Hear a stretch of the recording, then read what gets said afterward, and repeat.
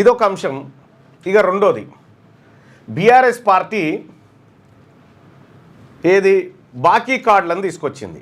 Congress party ప్రజలకు ఇచ్చిన హామీలు నెరవేర్చడంలో విఫలమైంది. ఇక ఒక్కొక్కరికి ఇగో ఈ బాకీ ఉన్నదని చెప్పి ఓ బాకీ కార్డును తీసుకొని ప్రజల్లోకి పోతూ ఉంది. సేమ్ ఇక వీళ్ళు కూడా కాంగ్రెస్ పార్టీ వాళ్ళు కూడా ఇగో వీళ్ళు బాకీ ఉన్నది ఇదని చెప్తా ఉన్నారు. వీళ్ళ ఇంట్లోకి ఏమేమి తీసుకొచ్చి పెట్టలే, వాళ్ళ అమ్మమ్మ వాళ్ళ ఇంట్లోకి ఏమేమి తీసుకొచ్చి పెట్టలే. ఇదంతా జనం సొమ్మే. జనం సొమ్ము అప్పనంగా కరగనాకినటువంటి ఇరుపక్షాలు ఇద్దరు, వాళ్ళు కరగనాకి ఉన్నారు, వీళ్ళు నాకుతున్నారు గంతే. మొత్తం సొమ్మును దిగమింగడానికి జస్ట్ జూబ్లీహిల్స్ ఉప ఎన్నిక కోసం ఒక డ్రామా కట్టిరు అనుకోరాదు. జస్ట్ జూబ్లీహిల్స్ ఉప ఎన్నిక కోసమే, లోకల్ బాడీ ఉప ఎన్నికల కోసం కూడా వాడుతూ ఉన్నారు దీన్ని.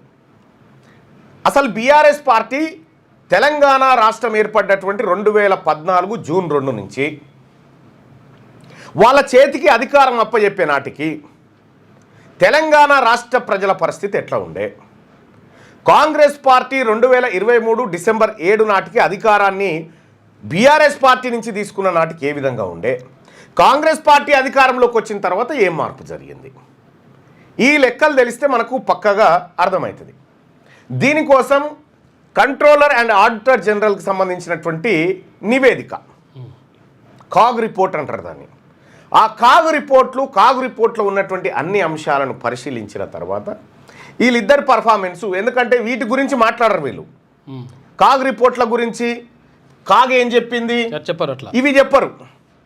ఇదంతా పాపం కల్వకుంట్ల చంద్రశేఖరరావు గారు ఫామ్ హౌస్లో వ్యవసాయం చేసి పంటలు పండించి ఆ పైసలన్నీ తీసుకొచ్చి పేదోళ్లకు బీసీలకు పంచినట్టుగా, ఇప్పుడు రేవంత్ రెడ్డి గారు కూడా పొద్దంతా పరిపాలన వ్యవహారాలు చూసి రాత్రి ఉపాధి హామీ కూలి పనికి పోయి వచ్చి ఆయన సంపాదించుకొచ్చి ఆయన మనం చాపుతున్నట్టుగా,